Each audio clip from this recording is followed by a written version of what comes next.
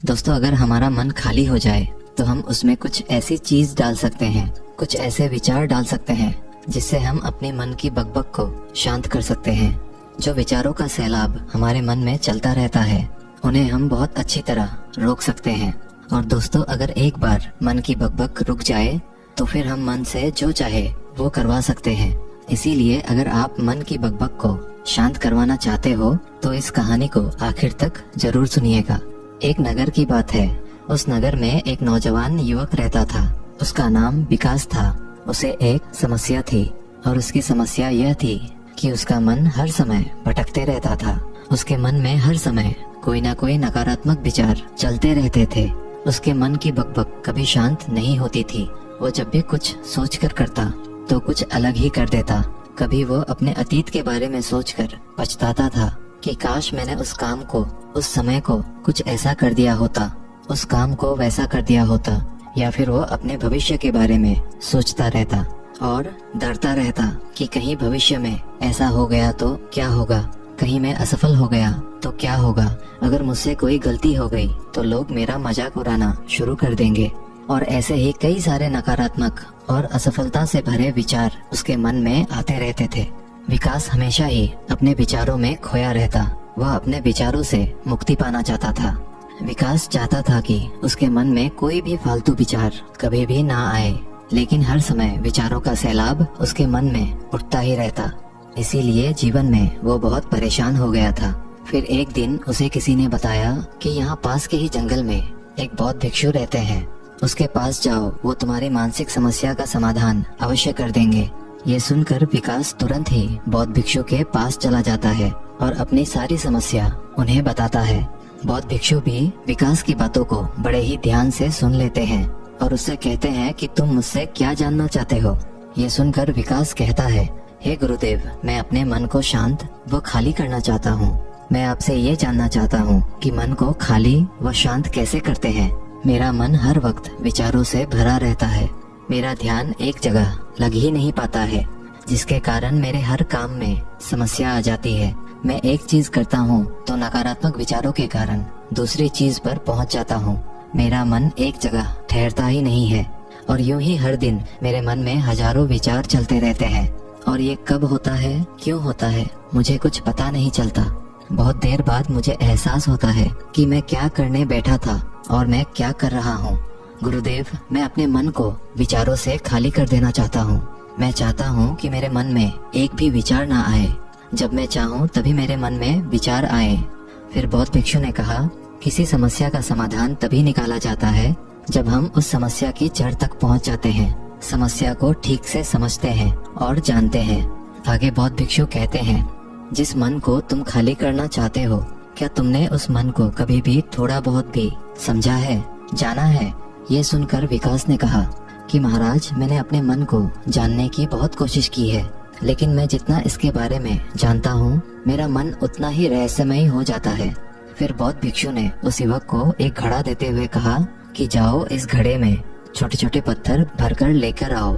फिर वो युवक वहाँ से गया और छोटे छोटे पत्थर भरकर लेकर आया और उस घड़े को बौद्ध भिक्षु के पास रख दिया। फिर बौद्ध भिक्षु ने उस युवक से कहा कि इस घड़े को तुम अपना मन समझो और इस घड़े में भरे पत्थरों को अपने विचार समझो। अब इस घड़े में और पत्थर डालो। उस युवक ने घड़े में और पत्थर डालना शुरू किया। क्योंकि घड़ा पहले से भरा हुआ था, एक दो पत्थर डालने के बाद बाकी सारे पत्थर नीचे गिरने लगे। फिर बौद्ध भिक्षु ने उस युवक से कहा, रुको जरा, ध्यान से देखो। अब घड़े में पत्थर नहीं आ रहे हैं, बल्कि पत्थर नीचे गिर रहे हैं। क्योंकि ये एक घड़ा है, जो इसमें आ सकता था वो आ गया। अब इसमें और पत्थर नहीं आएंगे। अगर दूसरे पत्थर डालने हैं तो पहले वाले पत्थरों को निकालना होगा। ये सुनकर उस युवक ने कहा, गुरुदेव, मैं आपकी बात समझ गया हूँ कि आप मुझे क्या बताना चाहते हैं। हमें अपने मन को विचारों से ही खाली कर देना चाहिए। विकास की ये बात सुनकर बौद्ध भिक्षु मुस्कुराने लगे और कहा, पहले मेरी पूरी बात तो सुन लो, उसके बाद मन को खाली कर लेना। फिर बौद्ध भिक्षु ने उस युवक को कहा कि हमारा मन एक घड़े के बिल्कुल उल्टा है। क्योंकि घड़े को तुम पत्थरों से भर सकते हो, लेकिन मन को विचारों से नहीं भर पाओगे, क्योंकि मन तो हमेशा खाली रहता है। ये सुनकर उस युवक ने कहा, गुरुदेव, मुझे आपकी बातें कुछ समझ नहीं आ रही है। मन अगर खाली रहता है तो फिर हम उसे खाली करना क्यों चाहते हैं? फिर मन को खाली करने की क्या ही आवश्यकता है? फिर बौद्ध भिक्षु ने उससे कहा कि इस घड़े से एक एक करके पत्थरों को बाहर निकालो। विकास ने वैसा ही किया। वो घड़े में से एक एक करके पूरे पत्थरों को बाहर निकालता रहा और ऐसा करते करते अंततः घड़ा खाली हो गया। फिर बौद्ध भिक्षु ने उस युवक से कहा, देखा तुमने, जब एक एक करके तुमने पत्थरों को बाहर निकाला तो ये घड़ा खाली हो गया। अब तुम इस घड़े में कोई भी पत्थर डाल सकते हो, दूसरे पत्थर डाल सकते हो या फिर उन्हीं पत्थरों को दोबारा डाल सकते हो। आधा भर सकते हो या फिर पूरा भी भर सकते हो। फिर वह युवक कहता है, गुरुदेव, मैं भी तो यही कह रहा हूँ कि मुझे अपने मन को खाली करना है। ये तो एक पत्थर है, इसे आसानी से निकाला जा सकता है और घड़े को खाली किया जा सकता है, लेकिन गुरुदेव, मैं अपने मन को खाली कैसे करूँ? फिर बौद्ध भिक्षु ने कहा, इस घड़े में एक पत्थर डालो और 2 पत्थर निकालो। ये सुनकर उस युवक ने कहा, गुरुदेव, ये कैसे हो सकता है? जब इस घड़े में एक पत्थर होगा तो एक ही पत्थर निकलेगा, 2 कैसे निकलेंगे? फिर बौद्ध भिक्षु ने उससे कहा, ऐसा नहीं हो सकता है तो ऐसा ही करो कि इस घड़े में 2 पत्थर डालो और 4 निकालो। विकास ने कहा, महाराज, ऐसा कैसे हो सकता है? ये कोई चमत्कारिक घड़ा तो है नहीं कि 1 डालो तो 2 निकल आएंगे, 2 डालो तो 4 निकल आएंगे। यह सुनकर बौद्ध भिक्षु ने कहा, ये घड़ा तो चमत्कारिक नहीं है, लेकिन तुम्हारा मन तो चमत्कारिक है। उसमें से अगर तुम एक विचार बाहर निकालते हो तो उसके साथ 2 विचार आते हैं, और जब तुम उन 2 विचारों को पकड़ते हो तो उसके साथ 4 विचार निकलते हैं, और फिर ऐसा करते करते विचारों की एक लंबी श्रृंखला बन जाती है, और फिर तुम कहीं नहीं रुकते, एक के बाद एक विचारों को पकड़ते जाते हो। यह मिट्टी का घड़ा तो पत्थरों से भर जाएगा, लेकिन तुम्हारा मन कभी नहीं भरता, वो हमेशा खाली है, लेकिन वह खाली नहीं करता। ये इस मन की माया है कि सब कुछ है लेकिन फिर भी कुछ नहीं। फिर उस युवक ने कहा, गुरुदेव, मैं आपकी बात समझ रहा हूँ, लेकिन क्या मैं हमेशा अपने विचारों के जाल में ही फंसा रहूंगा? क्या मन के इस माया जाल से निकलने का कोई रास्ता नहीं है? फिर बौद्ध भिक्षु ने कहा, इस मिट्टी के घड़े में आधे पत्थर भर दो। फिर उस युवक ने ऐसा ही किया। फिर बौद्ध भिक्षु ने कहा, अब इन पत्थरों में से कोई एक पत्थर चुनो और उस पत्थर की एक छोटी सी मूर्ति बनाकर मुझे दे दो। मैं जानता हूँ कि तुम एक अच्छे कलाकार हो। विकास ने एक पत्थर निकाला और उस पत्थर को बौद्ध भिक्षु के सामने ही तराशने लगा। पत्थर को तराशते वक्त उसे लगा कि ये पत्थर अच्छा नहीं है। फिर उसने दूसरा पत्थर घड़े से निकाला, लेकिन उसे वो पत्थर भी पसंद नहीं आया। फिर उसने तीसरा पत्थर निकाला, लेकिन वो तीसरा पत्थर भी उसे पसंद नहीं आया। उसका रंग अच्छा नहीं था। ऐसा करते करते उस युवक ने सारे ही पत्थरों को बाहर निकाल दिया। उस युवक को ऐसा करते हुए बौद्ध भिक्षु बड़े ही ध्यान से देख रहे थे। फिर बौद्ध भिक्षु ने उससे कहा कि जो तुमने सबसे पहले पत्थर निकाला था, उस पत्थर को ये समझकर तराशो कि इसके बाद तुम्हारे पास कोई और पत्थर नहीं है और ये एक ही पत्थर तुम्हारे पास है। फिर उस युवक ने जैसा गुरुदेव ने कहा उसी एक पत्थर को लेकर तराशना शुरू किया और उसने उस पत्थर से एक बहुत ही सुंदर मूर्ति बनाई और बौद्ध भिक्षु को भेंट की। और बौद्ध भिक्षु से कहा, गुरुदेव, इस पत्थर से इतनी सुंदर मूर्ति बन सकती थी, मैं ये सोच भी नहीं सकता था। उस युवक की बात सुनकर बौद्ध भिक्षु ने कहा कि जब तुम्हारे पास और कोई दूसरा विकल्प नहीं होता है, तब हम उस विकल्प में ही संपूर्ण ऊर्जा लगाते हैं और उसी को सबसे बेहतर बनाते हैं। और जब हमारे पास कई सारे विकल्प होते हैं तो हम पत्थर चुनते भी नहीं और मूर्ति बनती भी नहीं। हमारा मन भी एक विचार के पीछे हजारों विकल्प खोल के रख देता है और एक मुख्य विचार को छोड़कर उन हजारों फालतू के विचारों में उलझकर हम रह जाते हैं। फिर उस युवक ने कहा, गुरुदेव, मैं आपकी बातों को बहुत अच्छे से समझ गया हूँ, लेकिन अब मुझे क्या करना चाहिए? कृपया आप मेरा मार्गदर्शन करें। बौद्ध भिक्षु ने उस युवक से कहा कि मन को खाली करना, साफ करना 1-2 दिन का काम नहीं है, ये बहुत लंबी प्रक्रिया है। तो क्या तुम इसके लिए तैयार हो? वह युवक कहता है, जी गुरुदेव, तैयार हूँ, चाहे कितनी भी लंबी प्रक्रिया क्यों ना हो। फिर बौद्ध भिक्षु ने उस युवक से कहा कि मन को खाली व नकारात्मक विचारों से दूर रखने के 6 तरीके हैं। आओ उन्हें एक एक करके समझते हैं। पहला तरीका है कि ऐसे लोगों का साथ छोड़ दो जो तुम्हें कमजोर, पिछड़ा हुआ, लक्ष्यहीन महसूस कराए। अक्सर हमारे आसपास ऐसे लोग होते ही हैं जो हमसे पद और धन में ऊपर होते हैं, और इसी पद और धन के घमंड में वो अपने नीचे से लोगों को कुछ भी नहीं समझते। इसीलिए ऐसे लोगों के पास रहना ही नहीं चाहिए। और ऐसे लोग अपने से छोटे लोगों को हमेशा यही महसूस कराते हैं कि आप कितने छोटे हैं, और इसीलिए वो छोटे लोग अपने जीवन में कुछ बड़ा हासिल कर ही नहीं सकते। इसके अलावा कई बार हमारे मित्र और घर परिवार के सदस्य भी ऐसे होते हैं जो अक्सर हमें छोटा महसूस कराते हैं, हमें नीचा दिखाने की कोशिश करते हैं, लोगों के सामने हमारा मजाक बनाते हैं। तो ऐसे लोगों से जितना दूर हो सके उतना दूर रहो। ये लोग ऐसे होते हैं कि तुम्हारी नजरों से तुम्हारी गरिमा को दूर करके तुम्हें लक्ष्यहीन बनाते हैं, और फिर तुम्हें खुद की काबिलियत पर शक होना शुरू हो जाता है। तुम्हारे अंदर खुद के प्रति नकारात्मक भावनाएं आ जाती है, और ये नकारात्मक विचार तुम्हें मानसिक तनाव और चिंता की ओर ले जाते हैं।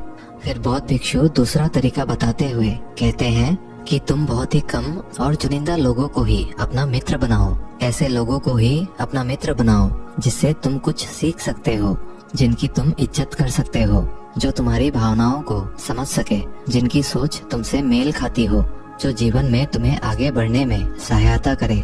हमारे जीवन और चरित्र में हमारे माँ बाप के बाद हमारे मित्रों का ही सबसे ज्यादा योगदान होता है। इसीलिए मित्रों का सही होना भी बहुत आवश्यक है। ऐसा कहा भी जाता है, तुम उन 5 लोगों का प्रतिबिंब हो जिनके साथ तुम सबसे ज्यादा वक्त बिताते हो। अगर तुम्हारे आसपास के 5 लोग जिनके साथ तुम सबसे ज्यादा वक्त बिताते हो वे ईमानदार हैं, तो तुम भी धीरे धीरे ईमानदार होना शुरू कर दोगे। और अगर वो 5 लोग अमीर हैं, तो तुम भी धीरे धीरे अमीर बनना शुरू कर दोगे। कहने का अर्थात यही है कि तुम वैसा ही बन जाते हो जिस तरह के लोगों के साथ तुम अपना समय व्यतीत करते हो। किसी महान दार्शनिक ने कहा था कि तुम मुझे किसी भी इंसान के मित्रों से मिलवा दो, मैं उसके मित्रों को देखकर उस इंसान का भविष्य बता दूंगा। हमारी सबसे बड़ी समस्या ये है कि हम लोगों को ना नहीं बोल पाते हैं। जिन लोगों के साथ हम रहना पसंद भी नहीं करते हैं, ना चाहते हुए भी हमें उन नकारात्मक लोगों के साथ वक्त बिताना पड़ता है। इसीलिए सबसे पहले हमें अपने जिंदगी में उन लोगों को ना कहना आना पड़ेगा जिनके साथ रहकर हमें लगता है कि ये हमारी जिंदगी खराब कर रहे हैं। अगर ये हमारे जिंदगी में ना हो तो शायद हम ज्यादा खुश रहेंगे। बौद्ध भिक्षु आगे कहते हैं, तीसरा तरीका है कि तुम कभी भी अपना अतीत नहीं बदल सकते, लेकिन तुम अपना भविष्य अवश्य बदल सकते हो। इसीलिए तुम्हें पूरी तरह से वर्तमान में रहते हुए उन चीजों पर, उन कामों पर ध्यान दो जो तुम्हारे नियंत्रण में है, जिन्हें तुम आज कर सकते हो, अभी कर सकते हो। बौद्ध भिक्षु कहते हैं, मेरी एक बात हमेशा याद रखना, केवल वर्तमान में रहकर भविष्य को संवारा जा सकता है, अतीत में रहकर नहीं। इसीलिए वर्तमान में जीने की आदत डालो। चौथा तरीका है कि तुम स्वस्थ और पौष्टिक खाना खाओ। हमारा शरीर ऊर्जा से चलता है, और हम जैसा खाना खाएंगे वैसी ही ऊर्जा हमारे शरीर को मिलेगी। अगर हमारा शरीर स्वस्थ नहीं रहेगा तो हमारा मन स्वस्थ कैसे रहेगा? जब शरीर कमजोर व बीमार रहता है तो मन में कई सारे नकारात्मक विचार आते हैं, और स्वस्थ शरीर में स्वस्थ दिमाग का वास होता है। इसीलिए शरीर को स्वस्थ व मजबूत रखना हमारी जिम्मेदारी है। बौद्ध भिक्षु कहते हैं कि 5वां तरीका यह है कि रोज ध्यान करो। ध्यान करने का सबसे उपयुक्त समय सुबह या फिर रात को सोने से पहले होता है, लेकिन अगर तुम्हें ध्यान में गहरा जाना है तो सबसे उपयुक्त समय रात का ही होता है। रात में सोने से पहले ध्यान करने से नींद में भी सुधार होता है और बहुत गहरी नींद आती है।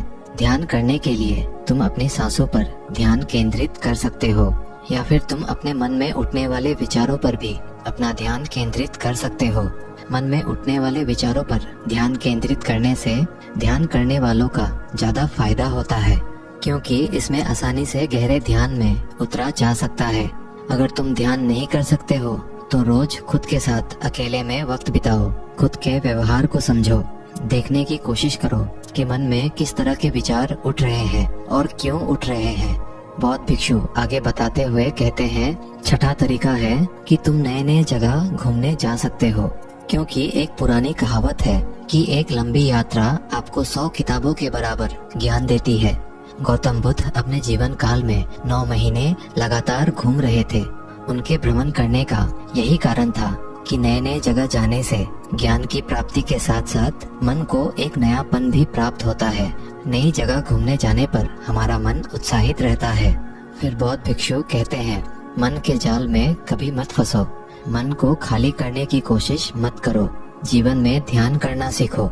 अपने ध्यान को केंद्रित करो। अपने ध्यान में एकाग्रता लाओ और जीवन में जो कर रहे हो उसे पूरी मेहनत के साथ अंतिम समझकर करो। उस काम को ऐसे करो कि उसके बाद तुम्हें और कुछ नहीं करना है।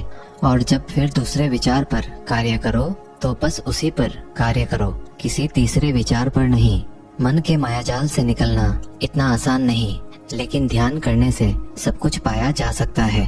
दोस्तों, आशा करते हैं आज की इस कहानी से आपने जरूर कुछ न कुछ मूल्यवान सीखा होगा। कहानी अच्छी लगी हो तो वीडियो को एक लाइक और चैनल को सब्सक्राइब जरूर कर दीजिएगा। मिलते हैं अगले वीडियो में, तब तक के लिए धन्यवाद।